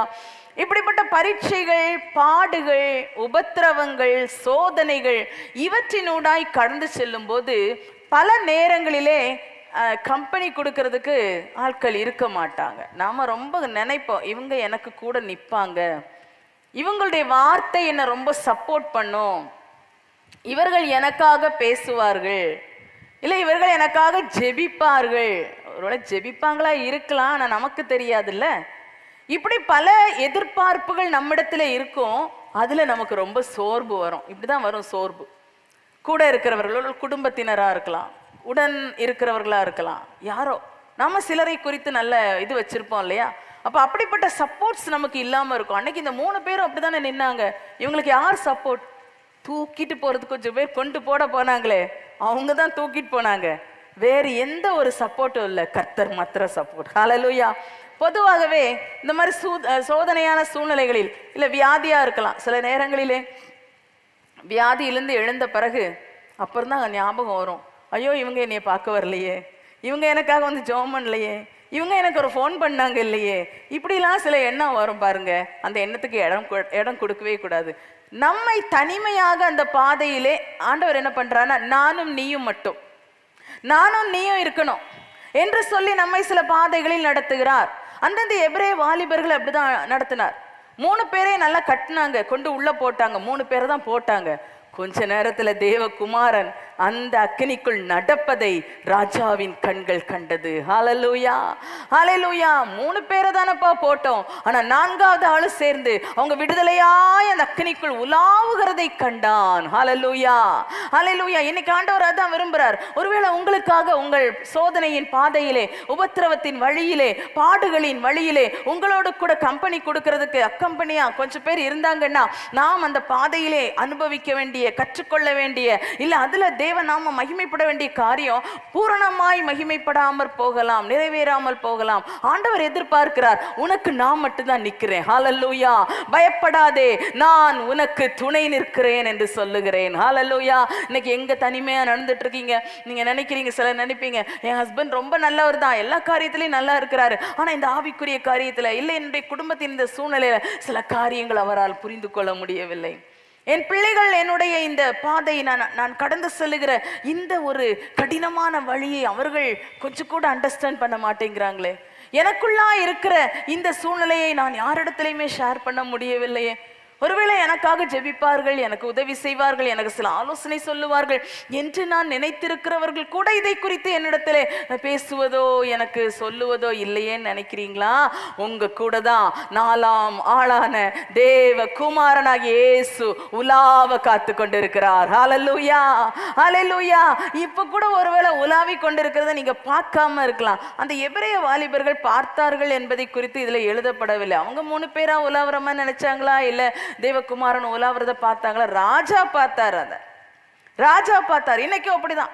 உங்க வாழ்க்கையில நீங்க கடந்து செல்கிற இந்த கடினமான பாதையிலே உங்களுடைய முக பாவனை, உங்களுடைய சரீரத்தின் நிலை, இல்ல உங்களுடைய அந்த ரொட்டீன் ஒர்க் பண்றது எதுவா இருக்கட்டும், உங்களுக்கு அது கடினமாக இருந்து கொண்டே இருக்கிறது. ஏன்னா சோதனைக்குள்ளாக இருக்கும்போது அது அப்படித்தான் இருக்கும். ஆனால் உங்களை பார்க்கிறவர்கள், அன்று ராஜா 4ஆம் நபரை உள்ளே பார்த்தது போல இன்றைக்கு உங்கள் வாழ்க்கையிலும் நீங்கள் கடந்து செல்லுகிற இந்த வழியில எப்படி இவங்களால இதுல கடந்து போக முடியுது, எப்படி இதுல நடக்க முடியுது, இது எப்படி சகிக்க முடிகிறது என்று உங்களை குறித்து சொல்லுகிறார்கள். அது உங்களுக்கு ஒருவேளை தெரியாம இருக்கலாம்.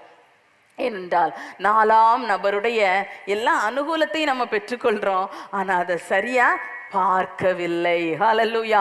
அன்று கட்டி போட்டாங்க. அந்த அக்கினி கட்டுகளை மட்டும்தான் எரித்து போட முடிந்தது, வேற அவங்கள எரிக்க முடியல. அந்த சம்பவத்தின் கடைசியில பார்த்தோம்னா அவங்களுடைய முடி கருகலையாம், வஸ்திரத்தில் அக்கினியின் வாசனை வீசவில்லை, சால்வைகள் எரிந்து போகவில்லை. எப்படி போட்டாங்களோ அப்படி அவங்க எழும்பினாங்க. அந்த கட்டுகளை மட்டும்தான் அக்கினி எரிக்க முடிந்தது. ஹல்லேலூயா. ஒருவேளை உங்களுக்கு விரோதமாய் சாத்தான் பயங்கரமாக சீறி உங்களை அழிக்கும்படியாக, உங்களுக்கு பயங்கரமான அழிவை உண்டு பண்ண, உங்க குடும்பத்தையா இருக்கலாம், உங்களையா இருக்கலாம், உங்களை விசுவாசத்தையா இருக்கலாம், ஆவிக்குரிய ஜீவியத்தை நாசப்படுத்தவா இருக்கலாம், ஏதோ காரியத்தினால் வியாதியின் கட்டு, பொருளாதார நெருக்கம், மன நெருக்கம் என்று ஏதோ கட்டுகளை கொண்டு கொண்டு போட்டு கட்டினால் அக்கினியில் போடப்படும் போது அந்த அக்கினி உங்கள் கட்டுகளை மட்டும்தான் ஒழிக்குமே ஒழிய, எரிக்குமே ஒழிய உங்களை எரிக்க முடியாது. ஹல்லேலூயா. உங்கள் முடி கூட கருகாது. அக்கினியில போனா எப்படி இருக்கும்? அனுபவம் இருக்குதா? சில நேரம் கேஸ் ஸ்டவ்ல எதையாவது வச்சுட்டு இப்படி எடுக்கும்போது என்ன ஆயிரும்? பிடிச்சிருக்கிற துணி எரியுது. சில நேரம் பார்த்தீங்கன்னா இதுலலாம் இருக்கிற கொஞ்சம் கொஞ்சம் இருக்குதா இருக்காத அனுபவம். பார்த்தா முடிச்சப்புறம் பார்த்தா ஐயோ இது என்ன இப்படி ஒரு மாதிரி இருக்குன்னு பார்த்தா இங்கே முடி எரிஞ்சிருக்கும். அப்போது சின்ன ஒரு அளவுலே அந்த முடி எரிந்து கருகிருது. அக்கினிக்குள்ளே போனாங்களாம், முடி எரியலையாம். ஹல்லேலூயா, ஹல்லேலூயா. எனக்கு எதை பற்றி கவலைப்படுறீங்க? இப்படியே வியாதி என்னும் அக்கினிக்குள்ளாக நான் எவ்வளவோ நாள் நடக்கிறேனே ஆண்டவரே, என் பலனெல்லாம் போயிருச்சுன்னா நான் என் பிள்ளைகளை எப்படி கவனிப்பேன்? எப்படி ஒரு மனைவியா இருந்து என் கணவனுக்கு நான் செய்ய வேண்டிய காரியங்களை செய்வேன்? எனக்கு எப்படி பலன் இருக்கும்? எப்படி என் குடும்ப காரியத்தை நான் கவனிப்பேன்? என் வேலைக்கு நான் எப்படி போவேன்? எப்படி நான் இருப்பேன்? என்ன செய்வேன்? இந்த வியாதி சரிதான், அக்கினிக்குள்ள போறேன்னு சொல்றீங்க, நான் அக்கினியில நடந்துகிட்டு இருக்கிறேன், ஆனா இப்படியே அக்கினியில இருந்தா என் வாழ்க்கை என்ன ஆகும்? என் வாழ்நாள் காலம் இந்த சின்ன வயதுல நான் இப்படி ஆயிட்டனே அப்படின்னு நீங்க நினைக்கிறீங்களா? ஷாத்ராக், மேஷாக், ஆபேத்நேகோவோடு கூட இருந்த அந்த 4ஆம் நபர் ஆண்டவர் இயேசு உங்களோடு கூட நடக்கிறார். அவர் சும்மா நடந்து ஷோ காட்டுறதுக்காக அல்ல. உங்கள் முடி கருகுவது இல்லை. இன்னைக்கு நிறைய பேருக்கு அதான் வருத்தம். சாப்பிடாம பலன் எல்லாம் போச்சு, அதனால முடி என்ன செய்யுது? சரியான போஷாக்கு இல்லாமல் முடியெல்லாம் கொட்டுது. கவலைப்படுறீங்களா? சாத்ராக் மேஷாக் ஆபேத்நேகோவுக்கு முடி கருகி போகவில்லை, போகவில்லை. சால்வை எரிந்து போகவில்லை. சில மேன்மையான காரியங்கள், என்னன்னால இனி எனக்கு என்ன இருக்குது, நான் இப்படி ஆயிட்டேனே, இப்படி வந்துருச்சே, இப்படி ஒரு சோதனையில மாட்டிக்கிட்டேனே, இனி எனக்கு என்ன ஒரு வாழ்க்கை, என்ன தலை, எனக்கு எப்படி ஒரு நிமிர்ந்து நடக்கிற ஒரு அனுபவம், எப்படி ஒரு ஆசீர்வாதம், எப்படி ஒரு பலன் என்று நினைக்கிறீங்களா? அன்று 4வது நபராக நடந்தவர், அவர் சால்வையை எரிந்து போகாமல் பாதுகாத்தார். ஹல்லேலூயா. இன்றைக்கு உங்க வாழ்க்கையில் அப்படிதான். எதை எதை கர்த்தர் மேன்மையாக தந்திருக்கிறாரோ அந்த மேன்மைகளை எல்லாம் உங்களுக்கு காத்து தர வல்லவராய் இருக்கிறார். மட்டுமல்ல, அவர்களுடைய வஸ்திரங்களில் அக்கினியின் மனம் வீசவில்லை. மோந்து பார்த்திருக்காங்க, வாசனை பார்த்திருக்காங்க எல்லாரும். ஒரு வாசனை கூட இல்லையா. நீங்கள் அக்கினியை விட்டு, அக்கினி சோதனையை விட்டு, உங்களுக்கு நியமிக்கப்பட்டிருக்கிற இந்த உபத்திரவத்தின் பாதையை விட்டு கர்த்தர் உங்களை வெளியே கொண்டு வரும்போது உங்கள் வாழ்க்கையில் இப்படி ஒரு பாதையில நான் கடந்து போனேனான்னு நீங்க ஆச்சரியப்படத்தக்க விதத்திலே, மற்றவர்களும் இவர்களா இதிலிருந்து வந்தார்கள் என்று நினைக்கக்கூடிய விதத்திலே உங்கள் வாழ்க்கையில் அக்கினியின் மனம் வீசுவதில்லை. ஹல்லேலூயா. எப்படினாலும் நடந்தது தானே, எப்படினாலும் பட்ட வேதனையெல்லாம் வேதனை தானே, எவ்வளவோ மருந்துகள், எத்தனையோ நாள் ஆஸ்பத்திரி, எவ்வளவோ நான் கஷ்டப்பட்டேன், அப்ப அதெல்லாம் எந்த சரீரத்துல தானே நான் பட்டேன், இனி எப்படி இருப்பேனோன்னு நினைக்கிறீங்களா? இந்த வியாதியின் வாசனை உங்கள் சரீரத்தில் வீசுவது இல்லை. ஹல்லேலூயா, ஹல்லேலூயா. கர்த்தருடைய வேத வசனங்களை, இந்த சம்பவங்களை நாம் எந்த அளவுக்கு விசுவாசித்து நமக்கென்று எடுக்கிறோமோ அந்த அளவுக்கு அந்த வார்த்தை உங்களிலே கிரியை செய்யும். ஹல்லேலூயா. அந்த வார்த்தைகள் ஆமென்றும் ஆமென் என்றும் தான் இருக்குது, அதுல மாற்றமே இல்லை. ஆனா எந்த அளவுக்கு இங்க வருதோ, சவுலை சந்திக்கும் போது அதே நல்ல வார்த்தை தான் ஆண்டவர் கூப்பிட்டார். என்னை ஏன் துன்பப்படுத்துகிறாய்ன்னு கேட்டார்.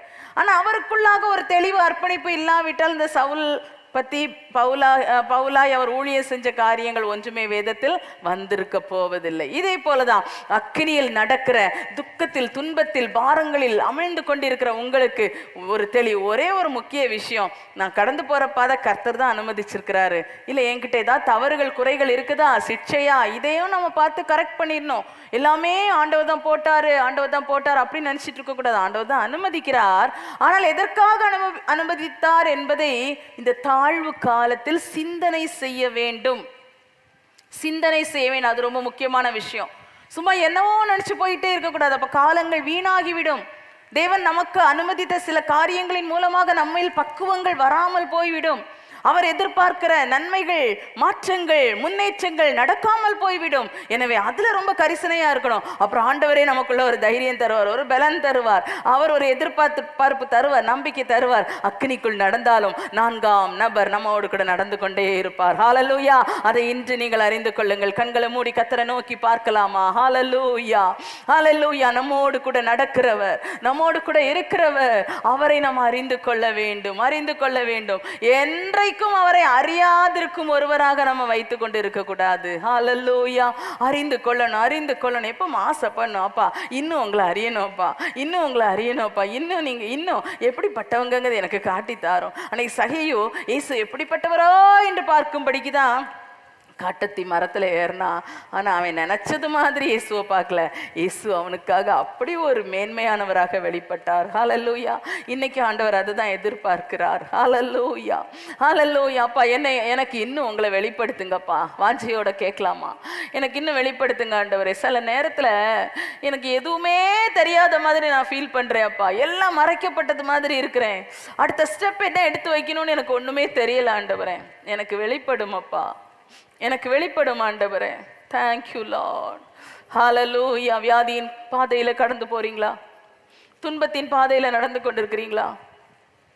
உபத்திரவம் தொடர்ந்து வந்து கொண்டு இருக்கிறதா? ஒண்ணு முடிஞ்சதுன்னா அடுத்தது, அடுத்தது முடிஞ்சா அடுத்தது, ஏதோ பக்கத்துல இருந்து சத்துருவின் அக்கினி அஸ்திரங்கள் எனக்கு விரோதமா எரியப்பட்டு கொண்டு இருக்கிறதே ஆண்டவரே. ஆனா ஒவ்வொன்னே நீங்க தான் ஜெயம் தர்றீங்க, அது உண்மைதான். ஆனா இதுக்கு முடிவே இல்லையா? இதுக்கு ஒரு விடிவே இல்லையான்னு நினைக்கிறீங்களா? ஹல்லேலூயா. அவர் கூட நடக்கிறார், அவர் கூட நடக்கிறார். ஹல்லேலூயா.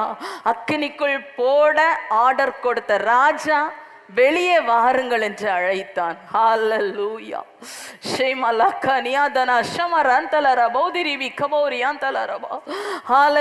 உங்களுக்காக கட்டளைகள் வெளிப்படுகிற நாள் சமீபமா இருக்கிறது சகோதரி.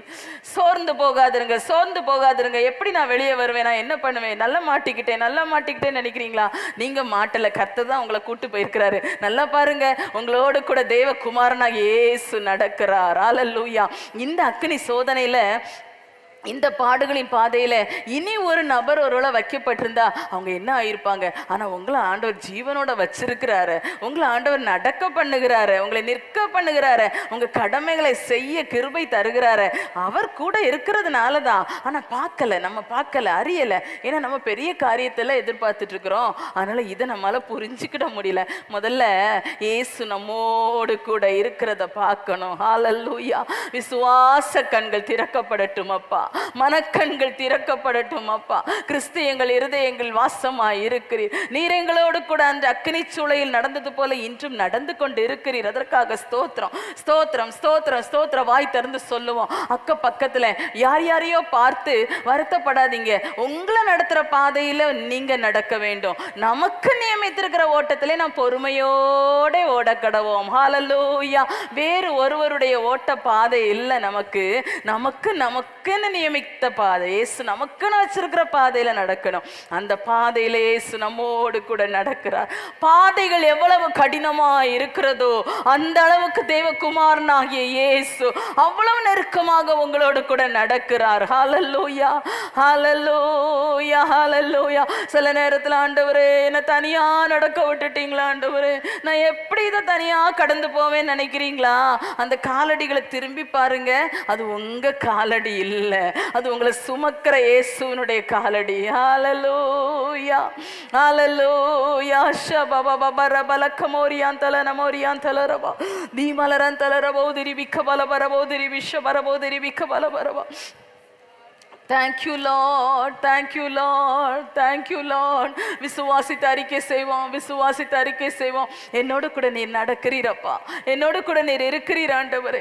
நான் உனக்கு போதித்து நீ நடக்க வேண்டிய வழியை உனக்கு காட்டுவேன், உன்மேல் என் கண்ணை வைத்து உனக்கு ஆலோசனை சொல்லுவேன் என்றவர் சொல்லி இருக்கிறார். சில தீர்மானங்களை புதிதாக நீங்க எடுத்து அந்த பாதையில முன்னேறும் போது உங்களுக்கு நிறைய தடைகள் வருது, சத்ருவின் தடைகள் வருகிறது, சூழ்நிலையின் தடைகள் வருது. அப்பெல்லாம் துவண்டு போகாதீங்க. யாருக்கு கர்த்தரை நம்பி நீங்க தீர்மானம் எடுத்திருந்தீங்கன்னா கர்த்தரையே பற்றி கொள்ளுங்கப்பா. நீங்க தான் வழி திறந்தீங்க, நீங்க தான் எனக்கு வழி காட்டினீங்க, நீங்க தான் எனக்கு துணை செய்றீங்க. இப்பவும் நான் உங்களையே நம்புறேன் அப்பா. கர்த்தர் நியமித்த பாதையில போகும்போது சத்துரு பல நேரங்களில் எதிர்ப்பான்.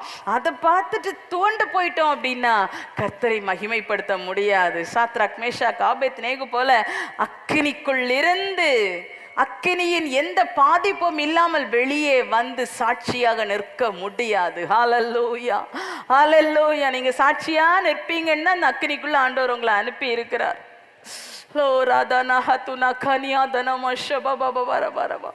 ஆமென். உங்கள் மூலம் தேவனுடைய நாமம் மகிமைப்பட வேண்டும். கர்த்தர் ஜீவனுள்ளவர் என்பதையும் தாசர்களை விடுவிக்கிறவர் என்பதையும் ஜனங்கள் அறிக்கை செய்ய வேண்டும். ராஜாவும் அவனுடைய ஜனங்களும் அறிக்கை செய்ய வேண்டும் என்று தான் உங்களை அக்கினிக்குள்ளாக அனுப்பி இருக்கிறார். அவர் கூட நடக்கிறார். ஹல்லேலூயா, ஹல்லேலூயா.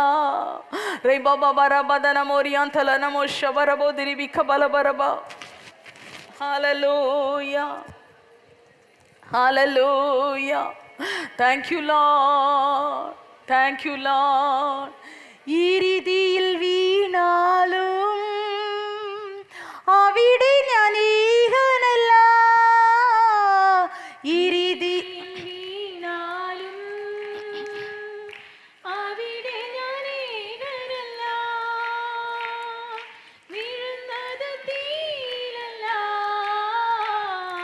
യേശുവിൻ കരങ്ങളിൽ நான் விழுந்தது தீயிலல்ல.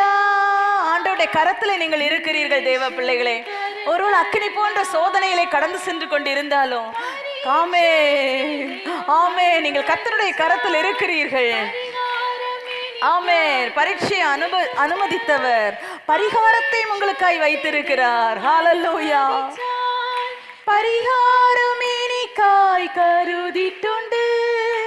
എന്തിലെ ചോദിക്കില്ല ഞാൻ ഇന്ത്യ നന്മയ്ക്കായി എന്നറി ആമേൻ ആമേൻ ആമേൻ ആമേൻ എന്തിലെന്ന് ചോദിക്കില്ല ആമേൻ നന്മയ്ക്കായി അറിയെന്ന് ഞാൻ പരീക്ഷ എന്റെ ദൈവം അനുമതിച്ച അവർ உங்கள் வாழ்க்கையிலே ஒரு பாதையை அனுமதித்திருப்பார் என்றால் அதற்கான பரிகாரத்தை அவர் இனி கருத வேண்டியது இல்லை. அவர் எல்லாம் உங்களுக்காய் செய்து முடித்து இருக்கிறார். அவர் வெற்றிவேந்தனாய் அவர் இருக்கிறார். அவர் எல்லா விதத்திலும் சோதிக்கப்பட்டு பாடுபட்டு சோதிக்கப்படுகிற நமக்கு உதவி செய்ய வல்லவராய் இருக்கிறார் அல்லவா? அவர் நம்முடைய நன்மைக்காக, நம்முடைய மேன்மைக்காக, நம்முடைய ஆசீர்வாதத்துக்காக, தேவனுடைய நாம மகிமைப்படும்படியாக இந்த பாதையில நடத்துகிறார். அவர் உங்களோட கூட நடந்து கொண்டு இருக்கிறார். ஆமென். அது ஏன் என்று கேட்காமல் அவர் பின்னாக அவர் சித்தத்தின் பாதையில கடந்து செல்லுவோம். ஏன்னு கேட்காதீங்க. அவர் விரும்பல. அதை ஏன்னு கேட்கறத விரும்பல. தாழ்த்தி கேட்பாப்பா, நீங்க அனுமதிச்சிருக்கீங்க, நீங்க நடத்துறீங்கப்பா, நான் நடக்கிறேன்ப்பா, என் கூட நீங்க இருக்கிறீங்கப்பா, உங்க கோலம் உங்களுடைய தடி என்னை தேற்றுமப்பா, என் சத்துருக்களுக்கு முன்பாக எனக்கு ஒரு பந்தியை ஆயத்தப்படுத்துகிறவரே, என் தலையை அதில் எண்ணெயால் அபிஷேகம் பண்ணுகிறவரே, என் பாத்திரம் நிரம்பி வழியும்படி செய்கிறவரே. ஆமென் ஆமென் ஆமென். விசுவாச அறிக்கை பண்ணுவோம். போகிறது கடினமான பாதை தான், போகிறது உபத்திரவத்தின் பாதை தான், போகிறது வேதனையுள்ள வாழ்க்கை தான், வாழுகிறது பலவீனமான சரீரம் தான். ஒருவேளை வியாதி உங்களுக்கு கூடுற மாதிரி தெரியலாம். 7 மடங்கு சூடாக்க சொன்னார் ராஜா. 7 மடங்கு சூடாக்க சொன்னா மடிந்து போனார்களா? எரிந்து போனார்களா? இல்லையே இல்லையே இல்லையே. ஏன் என்று கேட்க வேண்டாம். 4ஆம் நபராக உங்களோடு கூட நடந்து கொண்டு இருக்கிறார். அவரும் கூட இருக்கிறார் சிஸ்டர். அவரும் உங்க கூட தான் நடக்கிறார். அவர் வெளியே இருந்து வேடிக்கை பார்க்கல. ராஜா வெளியே இருந்து பார்க்கிறான். அவனுடைய ஜனங்கள் வேடிக்கை பார்க்கறாங்க. ஏசு வேடிக்கை பார்க்கறதே கிடையாது. வேடிக்கை பார்க்கல. அவர் ஸ்பெக்டேட்டரா நிக்கல. உங்களோட கூட உலாவி கொண்டிருக்கிறார். ஆமென். ஷமலரா தனமோரியான் தலரபோ திரிபிக மௌரியான் தலரபா லேகா நிகதன மௌரியாந்தல நம அரபதன மோஷாரா தூரி விகபௌரியாந்தல ரபா தூபா அரபதன மௌரியாந்தல நம அரிபிரி விரிபிரி விகபல பலபரபோ திரி விஷவரபதரி விகபலபரபா. என்னோடு கூட நடக்கிற என் தகப்பனுக்கு ஸ்தோத்திரம். என்னோடு கூட இருக்கிற என் நேசரே, வனாந்திரத்துல உன் மேல சார்ந்து நான் ஏறி வருகிறேன் அப்பா. இந்த அக்கினி சூளையிலே நீர் என்னோடு கூட நடக்கிறபடினால் ஸ்தோத்திரம் அப்பா, ஸ்தோத்திரம் அப்பா, ஸ்தோத்திரம் அப்பா, ஸ்தோத்திரம் அப்பா. ஹல்லேலூயா, ஹல்லேலூயா. அக்கினியில் நீ எரிந்து போவது இல்லை. உன் முடி கூட கருகி போவது இல்லை. கண்ணாடி முன்னால நின்று பார்க்குறீங்களா? எப்படி இருந்தேன்னா இந்த வியாதிக்கு பிறகு எப்படி ஆயிட்டேன்னு வருத்தப்படுறீங்கல்ல? எப்படி இருந்தேன்னா இந்த சோதனை, இந்த கஷ்டம், இந்த சூழ்நிலையை சந்திச்சு எனக்கு தூக்கம் இல்லாத இரவுகள், என் கண்கள் எல்லாம் குழி விழுந்து போச்சு. வேதனையான வார்த்தைகளை கேட்டு கேட்டு என் மனமெல்லாம் ஒடுங்கி போச்சு. நான் ஏன் துக்கத்துடனே தெரிய வேண்டும்னு உங்களை பார்த்தே நீங்க கேட்டுட்டு இருக்கிறீங்களா? உங்களுக்கு தான் இன்னைக்கு ஆண்டவர் இந்த வார்த்தையை கொடுத்திருக்கிறார். 7 மடங்கு சூளையிலும் நீங்க தனிமையா இல்லை. தேவகுமாரன் உங்களோட கூட நடக்கிறார். தூக்கி போட்ட இடத்துல உயிரோட கிடந்தாங்கன்னு சொல்லல, கட்டுகள் அறுக்கப்பட்டு விடுதலையாய் அக்கினியின் நடுவில் உலாவினார்கள். கேளுங்க ஆண்டவட்டாப்பா. அன்னைக்கு அவங்க 3 பேரும் விடுதலையா உலாவினாங்களாமே. இன்னைக்கு நான் வைக்கப்பட்டிருக்கிற இந்த சூழ்நிலையில நான் விடுதலையா உலாவ எனக்கு பலன் தாரும். ரபா ஷமஹா துராக்கா நீதான் அஷமோரியான் தல ரபா தேமா அலரதன மோரியான் தல. நான் ஒடுங்கி கிடக்கிறதுக்கு இல்லை ஆண்டவரே. நான் விழுந்த இடத்துல கிடக்கிறதுக்கு நான் விரும்பல. இன்னைக்கு என்ன நீங்க பலப்படுத்த விரும்புறீங்கல்ல, நான் டக்க கிருபை தாங்கப்பா, உலாவ கிருபை தாங்க. இந்த அக்கினியின் பாடுகளின் நடுவிலும் நான் உலாவ கிருபை தாங்க. நீங்க கூட இருக்கும்போது எனக்கு என்ன? எனக்கு தான் முடி கருகாது, வஸ்திரம் வாசனை வீசாது, சால்வை எரிந்து போகாதுல்ல. நீங்க சொல்லிருக்கீங்களப்பா. அந்த கிருபை ரீபா கபோரியான் தலரபோ ஷரபோ திரிபி கபலபரபா தேமா அலரதரபோ ரியான் தலரபா. அந்நாட்களை காட்டிலும் இந்நாட்களிலே உன்னை இந்த அக்கினி சூளையிலிருந்து சீக்கிரத்துல வெளியே கொண்டு வருவதற்கு ஆமென் கர்த்தர் ஆயத்தமாக இருக்கிறார். ஒரே ஒரு எதிர்பார்ப்பு, நீ உலாவணும். அதை தான் அவர் விரும்புறார். அக்கினி நடுவில் விழுந்து கிடக்கிறதுக்கு அல்ல. கட்டுகள் தான் போச்சுதே. தேவகுமாரன் கூட இருக்கிறாரே. உலாவுவோம். ரபா மலஹது ரகனியா தனஷிமா ராதன மோரியாந்தல ரபா தீபால கமோரியாந்தல ரபா. அவருக்காய் உலாவுகிற ஜனம், அவருக்குள்ளாய் அக்கினிக்குள்ளாய் உலாவுகிற ஒரு ஜனம். தீபால ராதன மோரியாந்தல ரபா. உன் மூலமே கர்த்தருடைய நாம மகிமைப்பட இருக்கிறது சகோதரி. தேவன் தமது சகல பிரஸ்தாபத்தை பார்க்கிலும் அவருடைய வார்த்தையை அவர் மகிமைப்படுத்தி இருக்கிறார். வார்த்தையை மகிமைப்படுத்தி இருக்கிறார். அவர் சொன்ன வார்த்தை உண்மை உள்ளது. Thank you thank you thank you. எங்கள் பரிசுத்தமுள்ள நல்ல தகப்பனே, இந்த மகிழ்ச்சியான பெண்கள் ஆராதனை வேலைக்காக ஸ்தோத்திரம் அப்பா. அறியாதிருக்கிற ஒருவர் எங்கள் நடுவில் இருக்கிறதற்காய் ஸ்தோத்திரம் அப்பா. நாங்கள் உண்மை அறிந்திருக்கிறோம், நீர் எங்களுக்கு உண்மை வெளிப்படுத்தி இருக்கிறீர், உண்மைதான். ஆனால் பல காரியங்களில் இன்னும் நாங்கள் அறிய வேண்டியது இருக்கிறதப்பா. இன்னும் உண்மை அறியணும் ஆண்டவரே, இன்னும் உண்மை அறிய, இன்னும் உண்மை கிட்டி சேர கிருபை தாரும். ஆனால் கிட்டி சேரும் போது, ஜப வாழ்க்கையில் கொஞ்சம் வளரும் போது, வேத வாசிப்பு தியானத்தில் வளரும் போது, இயேசுவுக்காக சுபாவ பக்குவங்களை வாஞ்சித்து கிறிஸ்துவின் நிறைவான வளர்ச்சியை நாங்கள் அனுபவிக்க துடிதுடிக்கும் போது, சில நேரங்களில் போராட்டங்கள், பிரச்சனைகள், பாடுகளை நாங்கள் சந்திக்கிறோம். அக்கினி சூளைகளும் கூட வருகிறதப்பா. ஆனால் இந்த பாதையிலே நிற்க கிருபை தாரும், நடக்க பலன் தாரும். உம்முடைய வார்த்தையில சொல்லப்பட்டபடி உலாவ கிருபை தாரும். தேவ குமாரனாகிய இயேசுவோடு உலாவ கிருபை தாரும். ஆமேனப்பா. ஒவ்வொருவருடைய வாழ்க்கையிலும் இந்த பாதைகளிலே அன்று ராஜா வெளியே வாருங்கள் என்று சொன்னது போல அவர்களையும் இந்த நாட்களிலே நடக்கிற உம்முடைய பிள்ளைகளையும் இந்த சோதனையின் பாதையிலிருந்து, உபத்திரவத்தின் குகையிலிருந்து நீர் வெளியே அழைக்கிறதற்காய் ஸ்தோத்திரம் அப்பா. பொன்னாக மாற்றி நீர் உமக்கென்று சிறந்த ஆபரணமாக, ஆமேன், உமக்காக நீர் வைத்திருக்கிறதற்காய் ஸ்தோத்திரம் அப்பா. உமக்கென்று கனம் பெற்ற பாத்திரங்களாக அவர்களை உம்முடைய கரங்களிலே எடுத்து பயன்படுத்த நீ சித்தமா இருக்கிறதற்காய் ஸ்தோத்திரம் ஆண்டவரே. அந்த கிருபைகளிலே வளரும்படி கர்த்தருக்கு உதவி செய்வீராக. உபத்திரப்படுகிற உபத்திரவத்தை நீர் அற்பமா எண்ணாதவர். மனுஷர்கள் அற்பமா எண்ணலாம், கண்டு கொள்ளாமல் இருக்கலாம், ஆனால் நீர் எண்ணுகிறது இல்லை அப்பா. அதனால இந்த தேவகுமாரன் இயேசுவையே நாங்கள் அதிகமாய் சார்ந்து கொள்ள ஒவ்வொருவருக்கு கிருபை தாரும். உமோடு நடக்க கிருபை தருவீராக. எங்களை தாழ்த்தி உடைய கரங்களிலே தருகிறோம். உடைய பிள்ளைகளை நீர் பலப்படுத்தி இருக்கிறீர். அப்படியே நீர் அக்கினியிலிருந்து வெளியே கொண்டு வருகிறதற்காக நன்றியோடு துதிக்கிறோம் அப்பா. மேன்மைப்படுத்துகிறதற்காய் ஸ்தோத்திரம் ஆண்டவரே. கிருபையின் கரங்களிலே அர்ப்பணிக்கிறோம். ஆசீர்வதியும். இயேசுவின் நாமத்தில் கேட்கிறோம் ஜீவனுள்ள நல்ல பிதாவே, ஆமேன். என் ஆத்துமாவே கர்த்தரை ஸ்தோத்திரி, என் முழு உள்ளமே அவருடைய பரிசுத்த நாமத்தை ஸ்தோத்திரி. என் ஆத்துமாவே கர்த்தரை ஸ்தோத்திரி, அவர் செய்த சகல உபகாரங்களை மறவாதே. ஆமேன் ஆமேன். அல்லேலூயா அல்லேலூயா அல்லேலூயா. கர்த்தர் உங்களோடு இருந்து உங்களை ஆசீர்வதிப்பாராக. Amen amen. Praise the lord, praise the Lord.